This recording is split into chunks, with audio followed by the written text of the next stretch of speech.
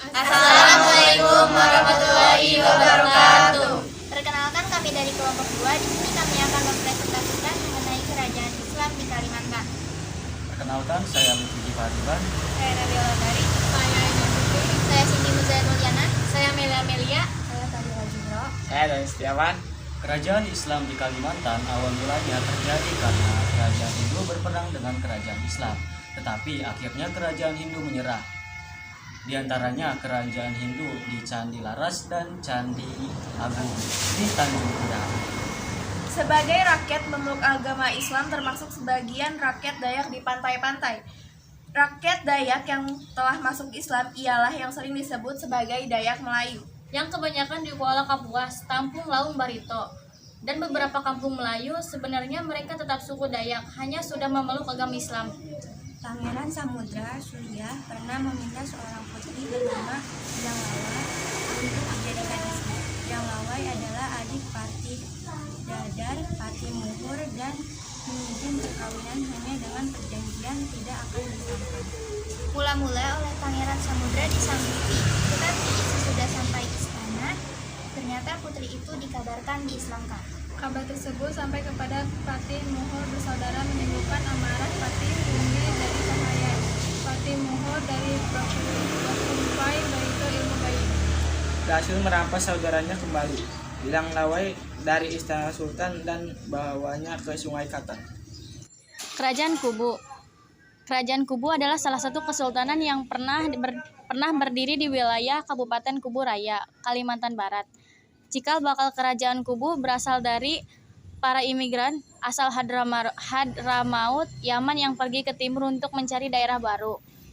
Para perantau yang berjumlah sekitar 45 orang ini sampai di Palembang, lalu terus bergerak hingga ke Kalimantan Barat. Raja Syarif Idrus 1775 sampai 1795. Raja Syarif Muhammad 1765 sampai 1829. Raja Syarif Abdurrahman 1829 sampai 1841. Raja Syarif Ismail 1841 nyampe 1864. Raja Syarif Hasan 1864 sampai 1871. Raja Syarif Abbas 1900 nyampe 1912. Raja Syarif Jin 1912 nyampe 1921. Raja Syarif Salih 1921 nyampe 1943. Kerajaan Landak adalah sebuah kerajaan yang saat ini berlokasi di Kabupaten Landak, Kalimantan Barat. Keraton Ismahayana Landak memiliki kronik sejarah yang relatif panjang, meskipun sumber-sumber tertulis yang membuktikan sejarah kerajaan ini bisa dikatakan sangat terbatas, sama halnya dengan sumber dari cerita-cerita rakyat yang muncul di Ngambang, Kalimantan Barat, tempat di mana kerajaan ini berada. Ratu atau Raden Kerajaan Landak. Ratu Sang Nata Pulang-Pali I, Ratu Sang Nata Pulang-Pali II, Ratu Sang Nata Pulang-Pali III, Ratu Sang Nata Pulang-Pali IV, Ratu Sang Nata Pulang-Pali V, Ratu Sang Nata Pulang-Pali VI, Ratu Sang Nata Pulang-Pali VII. Raden Ismahayana atau Raden Abdul Kahar 1541 sampai 1584, Raden Cilipahang Tua 1584 sampai 1614, Raden Karangtedung Tua 1614 sampai 1644, Raden Cilipahang Muda 1644 sampai 1653, Raden Karangtedung Muda 1653 sampai 1679, Raden Mangku Tua 1679 sampai 1689, Raden Kusuma Agung Tua 1689 sampai 1693, Raden Mangku Muda 1693 sampai 1703, Raden Kusuma Agung Muda 1703 sampai 1709, Raden Purbakusuma 1709 sampai 1714, Raden Nata Tuang Pangeran Sancanata Kusuma 1714 sampai 1764,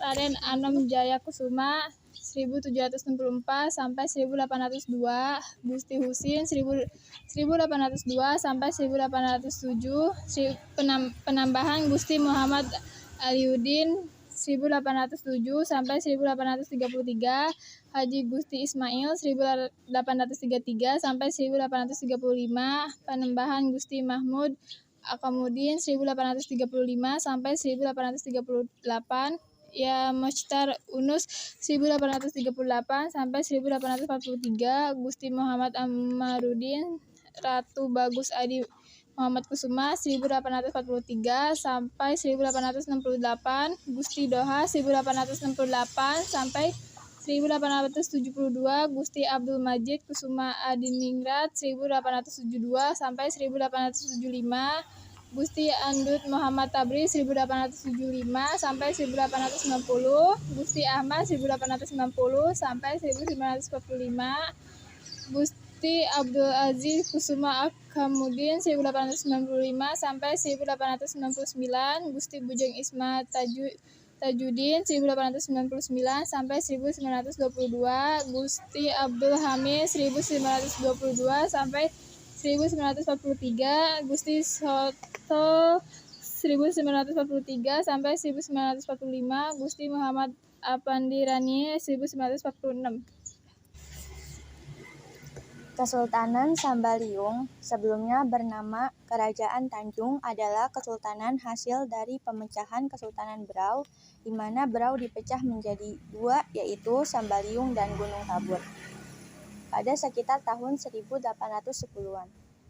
Sultan Sambaliung pertama adalah Sultan Alimuddin yang lebih dikenal dengan nama Raja Alam. Raja Alam adalah keturunan dari Badit di Patung atau yang lebih dikenal dengan Aji Suryanata Kusuma, Raja Berau pertama, sampai dengan generasi ke-9, yakni Aji Dilayas mempunyai dua anak yang berlainan ibu. Yang satu bernama Pangeran Tua dan satunya lagi bernama Pangeran Dipati. Kemudian Kerajaan Berau diperintah secara bergantian antara keturunan Pangeran Tua dan Pangeran Dipati. Hal ini yang membuat terjadinya perbedaan pendapat yang bahkan kadang-kadang menimbulkan insiden. Raja Alam adalah cucu dari Sultan Hasanuddin dan cicit dari Pangeran Tua, atau generasi ke-13 dari Aji Suryanata Kusuma. Raja atau Sultan yang memerintah pada tahun 1810 sampai 1960 adalah Sultan Alimuddin atau Raja Alam, Sultan Khairuddin atau Raja Bungkoh, Sultan Hadi Jaluddin bin Alam, Sultan Asyik Saparuddin bin Alam, Sultan Saleluddin, Sultan Adil Jalaluddin bin Muhammad Jalaluddin, Sultan Bayanuddin bin Muhammad Jalaluddin, Sultan Muhammad Aminuddin. Keraton Sambaliung adalah salah satu dari dua peninggalan sejarah dari Kerajaan Islam Berau yang berada di Kecamatan Sambaliung, Kabupaten Berau. Kini bangunan yang telah berdiri dari tahun 1881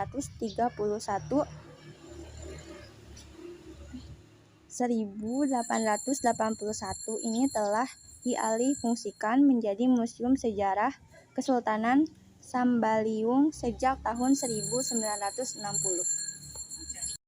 Kerajaan Selimbau. Sejarah awal. Kerajaan Selimbau didirikan oleh orang Dayak bernama Guntur Baju Bindu atau Raja Abang Bindu, yang setelah menjadi raja bergelar Guntur Baju Bindu Kilat Lambai Lalu. Diperkirakan kerajaan Selimbau berdiri pada tahun 600 atau sekitar abad ke-7 Masehi. Pada waktu didirikan, kerajaan ini masih bercorak Hindu, namun tidak banyak informasi yang diketahui selain itu. Kerajaan Selimbau berubah menjadi kerajaan Islam pada masa pemerintahan raja yang ke-20, yakni Pangeran Muhammad Jalaluddin yang bergelar Pangeran Sutakusuma. Pada masa ini, raja mengirim utusan ke kerajaan Mempawah dan Pontianak. Berkat bantuan dari dua kerajaan ini, Selimbau semakin berkembang menjadi kerajaan yang kuat dan disegani. Masa kejayaan. Masa kejayaan kerajaan Selimbau berlangsung pada abad ke-19, ketika diperintahkan oleh Panembahan Haji Gusti Muhammad Abbas Suryanegara. Pada periode ini, perdagangan dengan saudagar muslim dari luar negeri berkembang pesat. Panembahan Haji Gusti Muhammad Abbas Suryanegara membangun Masjid Jami At-Taqwa yang masih berdiri hingga saat ini. Desain masjid dibuat oleh kerabat kerajaan, yaitu Pangeran Haji Surapati Nata Setia Wijaya dan Raden Prabu Hayat. Banyak saudagar kaya dari Arab membantu mendirikan masjid ini untuk kepentingan umat muslim pada umumnya. Kerajaan Slimbau juga terlibat perselisihan dengan kerajaan Sekadau dan Sintang yang baru diselesaikan ketika Belanda ikut campur.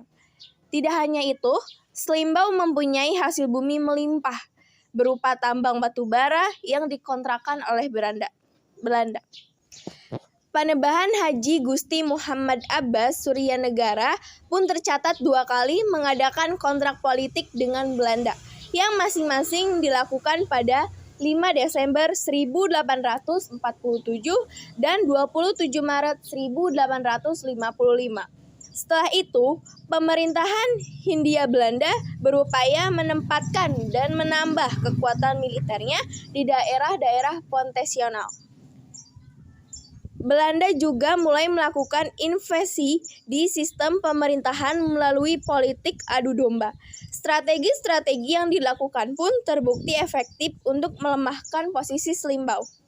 Sama dengan kebanyakan kerajaan di Kalimantan Barat, Slimbau juga terkena pengaruh Belanda. Pengaruh tersebut semakin kuat seiring berjalannya waktu, hingga Belanda bebas melakukan campur tangan dalam urusan internal kerajaan. Runtuhnya kerajaan Slimbau. Menjelang akhir abad ke-19, Haji Muhammad Usman naik tahta sebagai penguasa Slimbau. Sama dengan kebanyakan kerajaan di Kalimantan Barat, Slimbau juga terkena pengaruh Belanda. Pengaruh tersebut semakin kuat seiring berjalannya waktu, hingga Belanda bebas melakukan campur tangan dalam urusan internal kerajaan. Sejak mengetahui kekayaan sumber daya alam di wilayah Kapuas Hulu, Belanda terus menggunakan segala cara agar Raja Slimbau mau menandatangani perjanjian dengannya. Kedaulatan Slimbau berakhir pada 1925 setelah Panembahan Haji Gusti Usman meninggal. Penyebab runtuhnya kerajaan Slimbau adalah intervensi Belanda dalam urusan kerajaan. Setelah itu, pemerintah Hindia Belanda menghapus kerajaan Slimbau dan dapat menguasai wilayah Kapuas Hulu secara utuh. Saat ini, kerajaan Slimbau dipimpin oleh Raden Asbi yang bergelar Panembahan Agung Pakunegara II yang naik tahta pada awal 2005. Raja-raja kerajaan Slimbau. Pertama, Raja Abang Bindu atau Guntur Baju Bindu Kilat Lambai Lalu. Kedua, Raja Abang Lidi atau Kiai Aji Lidi. Ketiga, Raja Abang Tedung I atau Kiai Tedung. Keempat, Raja Abang Jamal Megah Sari atau Kiai Megat Sari.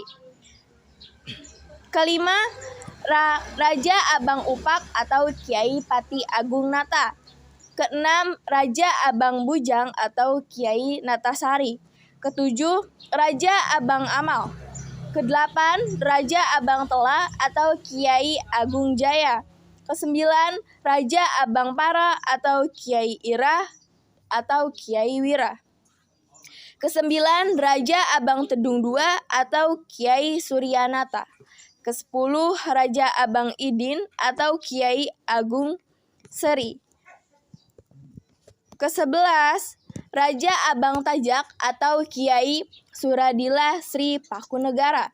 Ke-12, Ratu Dayang Payung atau Ratu Suryanegara. 13, Raja Abang Kina atau Kiai Agung Natanegara. Ke-14, Raja Abang Keladi atau Kiai Agung Cakranegara. Ke-15, Raja Abang Sasap atau Kiai Agung Kusumanegara. 16, Raja Abang Tela II atau Kiai Pati Setianegara.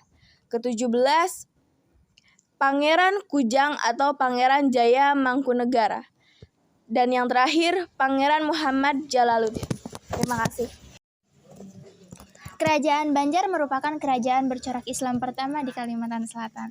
Kesultanan Banjar ini ternyata mempunyai pengaruh kultural yang sangat kuat terhadap sendi-sendi kehidupan masyarakat Banjar, bahkan hingga hari ini, mulai dari religi, bahasa, seni, bahkan hingga sistem kemasyarakatan.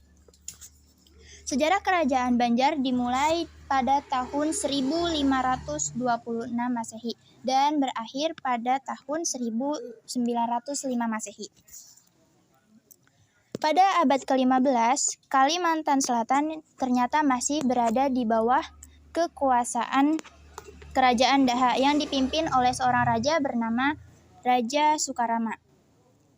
Ternyata di dalam Kerajaan Daha terjadi polemik internal, yaitu perebutan tahta antara Pangeran Mangkubumi dan Pangeran Tumenggung. Akan tetapi, ternyata Raja Sukarama telah berwasiat bahwa yang menjadi penerusnya adalah cucunya, yaitu Raden Samudra, yang mana adalah putri dari Putri Galuh Intansari. Wasiat Raja Sukarama itu ternyata membuat nyawa Raden Samudra terancam. Pasalnya, Pangeran Tumenggung sudah sangat berambisi untuk bisa menguasai Kerajaan Daha. Akhirnya Raden Samudra kemudian meninggalkan istana dan memutuskan untuk hidup menyamar sebagai nelayan di pesisir.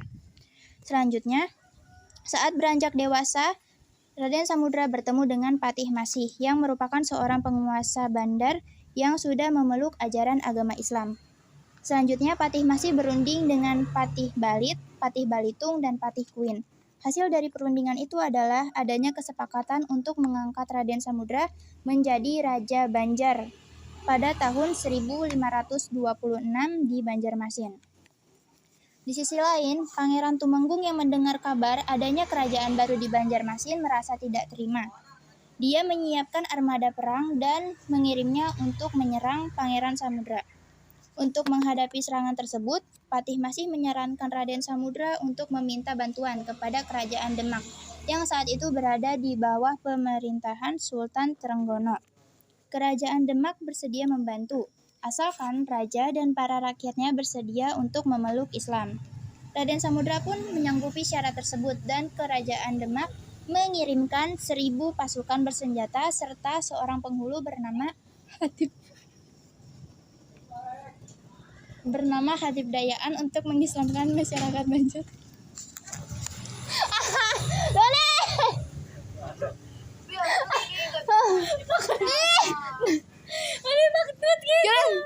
Udah ya.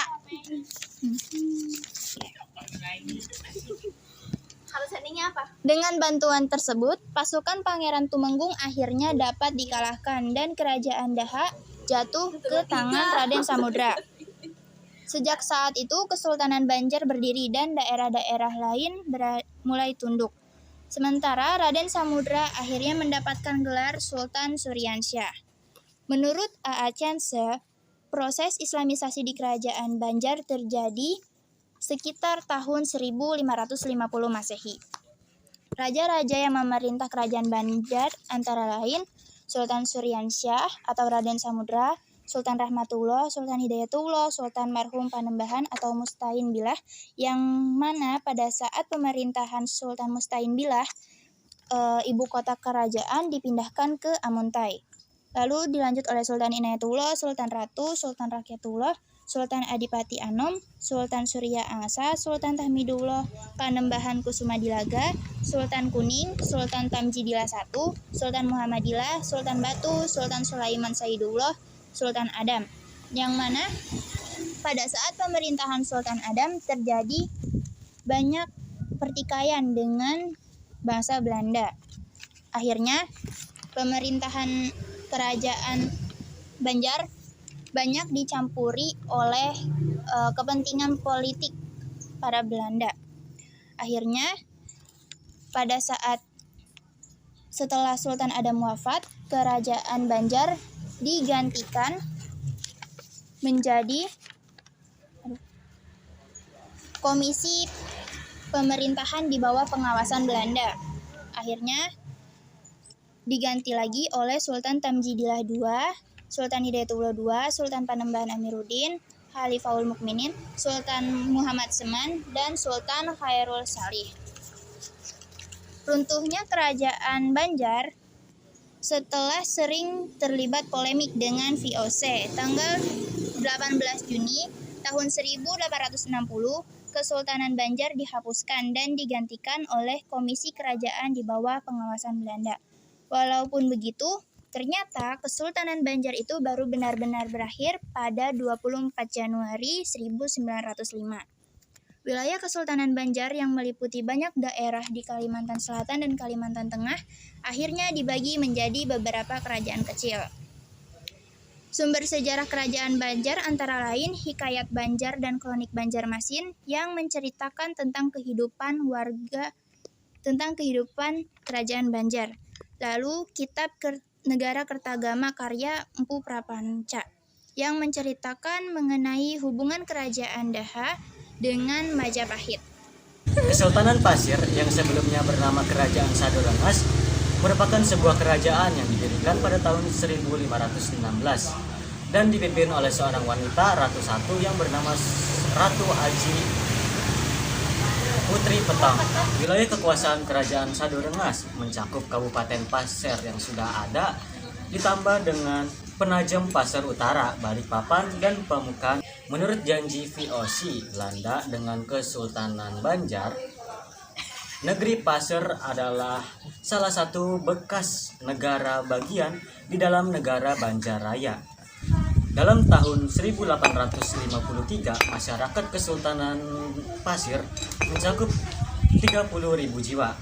Kesultanan Pasir merupakan sebuah kerajaan yang terletak di Kalimantan bagian selatan yang sekarang menjadi daerah Pasir. Daerah ini terbagi menjadi dua bagian. Bagian timur merupakan daratan rendah, landai hingga bergelombang memanjang dari utara ke selatan, lebih melebar di bagian selatan rawa-rawa dan daerah aliran sungai. Bagian barat merupakan daerah bergelombang, berbukit-bukit dan bergunung-gunung sampai ke perbatasan Provinsi Kalimantan Selatan dan Kalimantan Tengah. Di daerah ini terdapat sungai yang besar dan panjang. Tentang terbentuknya awal Kerajaan Pasir, Haji Aji Abdul Rashid dan kawan-kawan yang ditulis oleh Muhammad Irfan Iqbal dalam bukunya yang berjudul Aturan Sejak Dahulu Kala dan Sejarah Kerajaan Pasir menyebutkan terbentuknya kerajaan pada tanggal 2 Syawal tahun 9 Hijriah atau tahun 630 Masehi. Pada ketika Putri Petong berusaha 22 tahun dilantik atau dinobatkan menjadi ratu pertama Kerajaan Pasir. Yang semula Kerajaan Padang bertinggi menjadi Kerajaan Sadorengas. Namun dalam versi pemerintahan Kabupaten Pasir, Kerajaan Sadorengas didirikan pada masa 100 tahun ke-16 atau sekitar tahun 1516. Keberadaan Kerajaan Pasir yang pertama dituturkan di dalam Kakawin Naga Kertagama yang ditulis tahun 1365, menyatakan Pasir salah satu kawasan yang dijajah Gajah Mada dari Majapahit. Sedangkan menurut Silsilah Kutai, seorang putra dari Maharaja Sakti bin Aji Bahtera Agung Paduka Nira menjadi adipati di Pasir. Menurut Hikayat Banjar 1663, semenjak masa kekuasaan Maharaja Suryana Gubernur Majapahit untuk negara Dipa Banjar Hindu oleh Agung, penguasa Pasir sudah menjadi yang dijajahnya. Pasir dalam Hikayat Banjar dituturkan sebagai salah satu tanah yang di atas angin, negeri di sebelah timur atau utara yang takluk dan menyerahkan umpeti untuk Maharaja Soekarama, kemudian sampai masa Sultan Suryansyah. Penguasa Kesultanan Pasir, Putri dalam Petung 1516 Masehi, Aji Mas Atom Indra bin Aji Mas Pati Indra 1607 sampai 1644 Masehi. Aji Perdana bin Aji Antom Singa Maulana diberi gelar Penamban Sulaiman 1667 sampai 1680 Masehi. Aji Geger bin Aji Antom Singa Maulana diberi gelar Sultan Aji Muhammad Alamsyah Sultan Pasir I 1703 sampai 1726 Masehi. Lamadokeleng Sultan Pasir Arung atau Kerajaan Wajo Bugis 1726 sampai 1736 Masehi. Aji Negara bin Sultan Aji Muhammad Alamsyah diberi gelar Sultan Sepuh Alamsyah Sultan Pasir II 1738 sampai 1768 Masehi. Adipati bin Penambahan Adam Sultan Dipati Antom Alamsyah Sultan Pasir III 1768 sampai 1799. Aji Panji bin Ratu Agung diberi gelar Sultan Sulaiman Alamsyah Sultan Pasir IV 1799 sampai 1811 Masehi. Aji Sembilan bin Aji Muhammad Alamsyah diberi gelar Sultan Ibrahim Alamsyah 1811 sampai 1815. Aji Karang bin Sultan Sulaiman Alamsyah diberi gelar Sultan Mahmud Han Alamsyah 1815 sampai 1843. Dan Sulaiman Alamsyah diberi gelar Sultan Adam Alamsyah menjabat 1843 sampai 1853. Aji Tenggara bin Aji Kimas diberi gelar Sultan Sepuh II Alamsyah 1853 sampai 1875. Aji Timun Balam diberi gelar Sultan Abdurrahman Alamsyah 1875-1990. Sultan Muhammad Ali Alamsyah diberi gelar menjabat 1880 sampai 1897. Pangeran Nata bin Pangeran Adipati Sulaiman Sultan Sulaiman Alamsyah 1897 sampai 1898. Pangeran Ratu bin Sultan Adam Alamsyah diberi gelar Sultan Ratu Raja Agung Alamsyah 1898 sampai 1900. Pangeran Mangku Jaya Kesuma Sultan Ibrahim Khairuddin Sultan Ibrahim Khairuddin 1900 sampai 1906. Kerajaan Sanggau adalah sebuah kerajaan yang dimanifestasikan dari kerajaan Lawai. Kepimpinan Daranante pada era Sriwijaya dan kerajaan Sanggau juga merupakan warisah dari Kesultanan Sanggau yang berada di Mengkiang, Kota Lama pada awal abad ke-15. Tepatnya tahun 1616. Nama Sanggau sendiri diambil dari kata sangga yang memiliki arti penyangga karena ada masa lalu di daerah hilir Sungai Sekayang, tepatnya di muara sungai dan sekitar merupakan daerah penyangga ekonomi. Labuhan Pasar Sanggau sekarang adalah daerah penyangga militer. Benteng pertahanan kerajaan Sanggau di wilayah Pancur dan Aji di hilir dan Batu Lamai Dara di hulu. Selain itu masyarakat setempat juga menyebutkan dengan ini sebagai Sanggau karena masyarakat pada masa itu lazim menggunakan tulisan dengan huruf Arab Melayu pada kegiatan sehari-hari itu secara administrasi pemerintah maupun dalam surat menyurat. Sekian dari kami, mohon maaf bila ada kekurangan karena kesempurnaan hanya milik Tuhan. Assalamualaikum warahmatullahi wabarakatuh.